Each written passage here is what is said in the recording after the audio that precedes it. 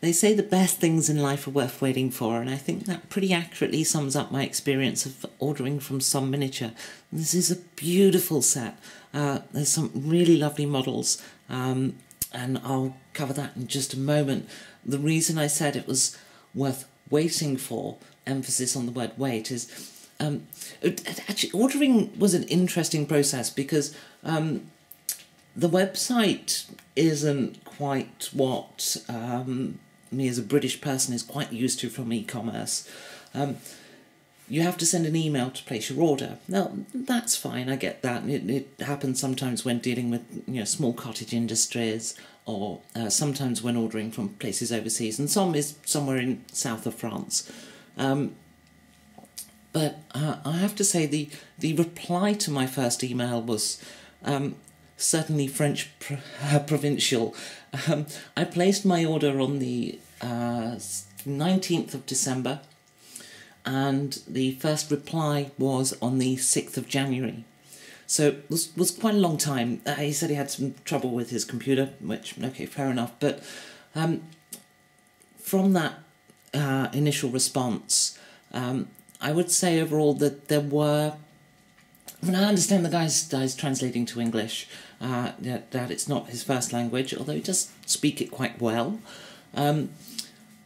But sometimes the onus was definitely on me to get the order placed. There was no... the communication wasn't great, is what I'm getting to. But he does seem like a nice guy, and he adhered to my strange request of supplying it unpainted, because I like to paint this stuff myself.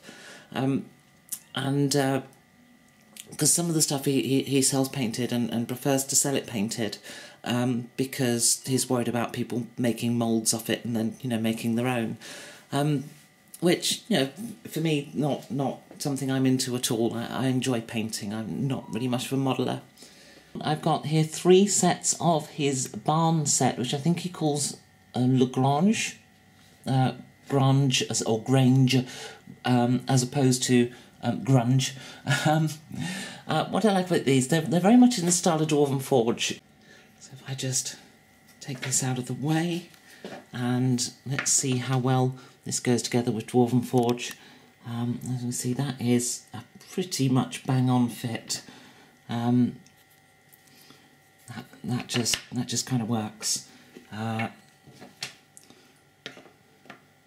if I grab this piece here and put that in, it just, absolutely goes together.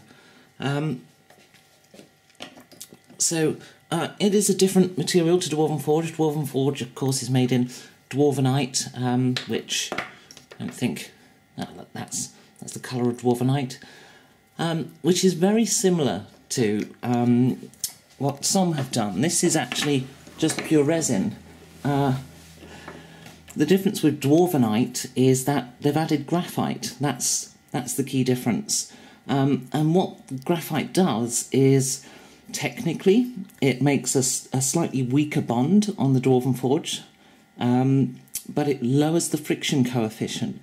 If you remember the earlier Dwarven Forge stuff, used to have velvet bottoms. They don't have that now. What they've got is this raised area and then the lip, and it's made from graphite. So if I just get that out of the way, so we slide that, and there it goes. Whereas this doesn't have the graphite, so it doesn't. Well, let me get a piece of a similar weight and size. There we go. So, science experiment coming up. I'll just get my mouse out of the way. There we go. If I get that there, push these up. Here we go. Let's see what they do. Oddly enough, the one without the graphite moved further. Isn't that odd? There you go. Science is a lie. So the Psom Miniature has actually has a larger surface area as well. So I really would have thought that would have not slid as far. Oh, mind you, the Dwarven Forge feels a bit heavier, does it? Maybe the paint's adding a lot of weight. Maybe I should come back afterwards and... because there's some spray paint on there which is quite thick and stuff. Maybe I'll test it again once it's all painted. So I've got some interesting stuff. One of the things that drew me in was these treasure pieces, which I, without it being painted yet, it's quite hard to sort of see what's going on. So let me just try and reattach that. So it's got lots and lots of treasure pieces, and some of them are really big as well. So there's this piece which is much larger than the Dwarven Forge one. I'll just get the Dwarven Forge one somewhere down here. So that's the large Dwarven Forge, that's a medium Dwarven Forge, and this is a Thomarillion treasure piece. So, so that's the Thomarillion, that's a small Dwarven Forge, and this is a large, oh, it's the medium Dwarven Forge actually, that particular one. That's the large, and you compare that to the Psom, it's massive, and then you've got this style as well, which is a really, really thick piece of loads and gold. And they've got loads of different ones of these. Here's another one. It's just absolutely gigantic. Let me just get that there. In fact, I'm going to lay out all the treasure. Hang on. So this is all my treasure pieces, and you can sort of see the scale of difference. This is the large Dwarven Forge. That's the medium. That's a Thomarillion treasure piece. And it's just epically huge. Obviously this can either go together or be corner piece, side piece, and so on. So with this amount of treasure, one could do the finally do Smaug's lair.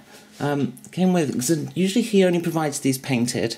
I as I say, I talked him into giving me unpainted. So it came with little sort of gems and stuff to add in to these pieces. So I think there's a slot there. I'll probably put quite a few where it's a bit smoother. But so yeah, really impressed with the treasure.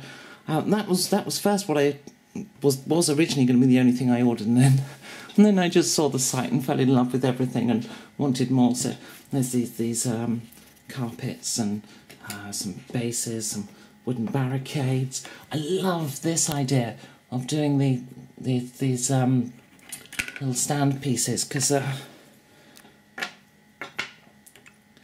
they're just raised area, and it's so simple. And I'm thinking of keeping this separate because I might well use this as a bridge for some other stuff. So that's really cool. I actually placed this order just before Thomarillion released their stage, so I did order a stage which comes with these steps here, a top panel and a side panel, and various other pieces. I just love the variety of things. Like, who else does a bearskin? Oh, yeah, who else does a bearskin from a miniature store? I've not seen that. I've got some stable straw for the base of a stable there, so there'll be a horse in there, and I've got some stable pieces to go with it. These are fantastic freestanding curtains, so that can just block an entranceway, was my hope, and yep, pretty much that will go between two pieces, so that's fantastic, and is then freestanding. Got a nice curtain, so I'll put some more in here. There we go.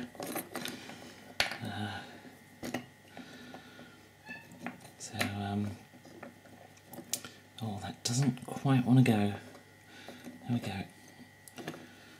It's all a bit rushed for filming, and one-handed with a camera is a bit tricky. Some lovely feature pieces as well. This is an optional extra that I purchased.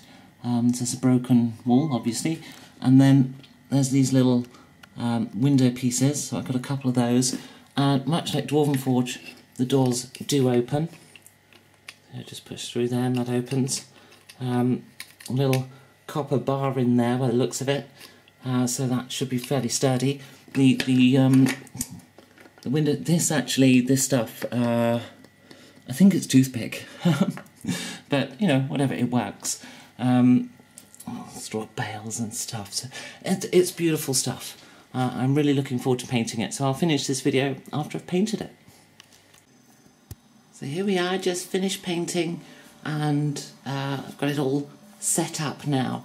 Now, if I'm honest, I wouldn't normally put all of these pieces together in the same dungeon unless I'm going to do an adventure on Farmer Giles diversifies into dragons, because there's rather a lot of sort of golden carpets, and of course the dungeon I got was this barn. The barn is lovely.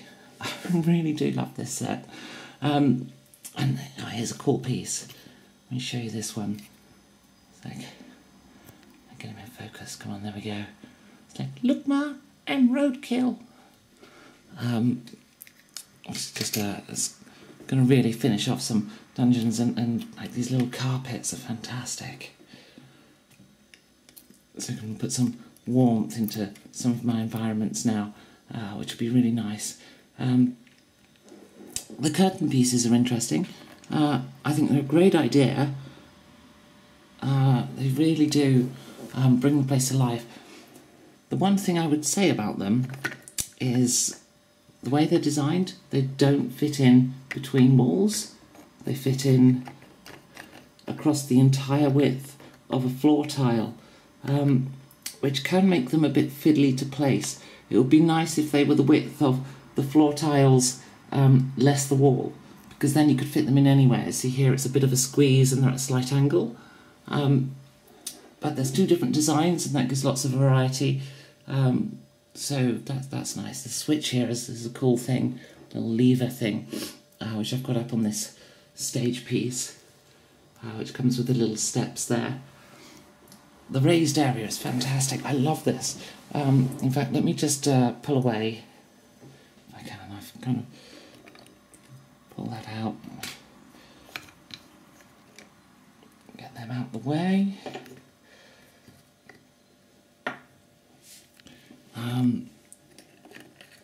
So these sections here for raising an area up, so you can do sort of walkways around the place, and that they would work. They would fit in other environments too, which is fantastic. And the dragon loot, just look at the detail. Those are the little bits and pieces in there, and the magic items and the gems that glisten, because you little stick-on gem things, and they kind of glisten and stuff, and they're really nice. I absolutely love the loot. So now I've got enough loot to do Smaug's lair, which is that makes me happy. So yeah, this is just such a lovely little stables here, with the sort of animal piles. It's just, what a beautiful, beautiful thing. So what we've got here is 3 sets of the barn set, with a couple of the feature pieces. I've got a couple of window pieces, which is they're pretty cool. They make quite good prison cells as well, I think. And also, if I'm just looking for it, there it is. In over here, got this broken wall piece, which is that's a great idea for.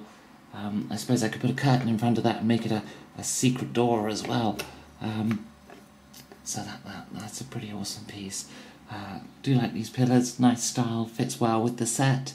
And yeah, just, oh, what a beautiful thing. So yeah, one barn. Oh, these wall things. I got these. I think they were from the Palisade set. I think. Basically, I got them as barricades for use in dungeons. A little bit wider than I thought they would be, but still usable. But in this case, make quite a good enclosure for the the barn setting. So if I was to get a big battle map floor plan type thing out there as well, I could do an outside scene leading into the barn, and maybe with the lever it'll sort of open up into some caverns underneath, where I can put all the dragon loot, lots of it. So there we go, some miniatures. So this is perhaps a more plausible setup for Farmer Giles and his wife and children and his labourers. Here we've got where the labourers sleep. One of them there is sweeping the floor, and they sleep in one of the barns which connects via this walkway into the animal house. The animals have escaped because and Farmer Giles is inspecting some blood on the land.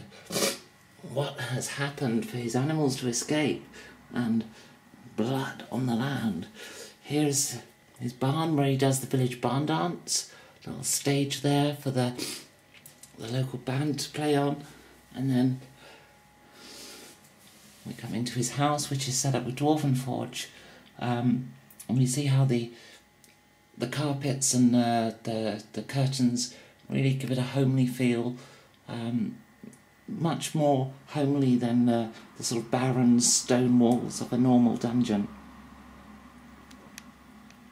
Turns out Farmer Giles is going to need some heroes, because in the cave of this here brown bear, this little nest there, and beyond it, as we go up these steps and across this vicious lava pit guarded by kobolds, we come to the nest of a kobold family, which they're barricaded in. And then the players will need to decide what to do with the children and mothers of the kobolds. And they progress on up these steps here and into the lair of a Draco-Lich. Then, after defeating the mighty Draco-Lich, the players progress through to the Dragon's Den, where, once they solve the lever puzzle and open the secret door, they are presented with the Dragon Horde.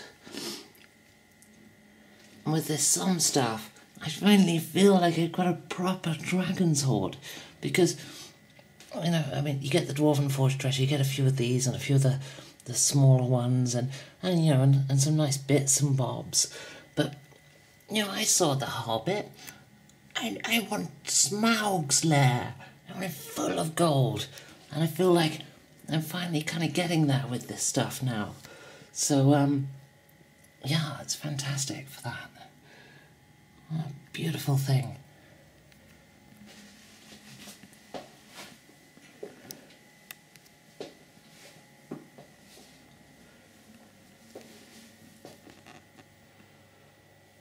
So with the Psom stuff, the doors do open.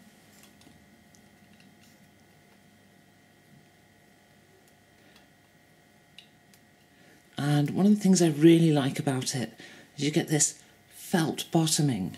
So that not only protects my table, but with the Dwarven Forge stuff, when you stack it, this, near indestructible plastic is rubbing against the paint. The paint's not so indestructible. Whereas with the Psom stuff, it's a little bit more protected. Okay, granted not the wall, but hey, every little bit helps, right? Whereas the Dwarven Forge approach is, this plastic ridge.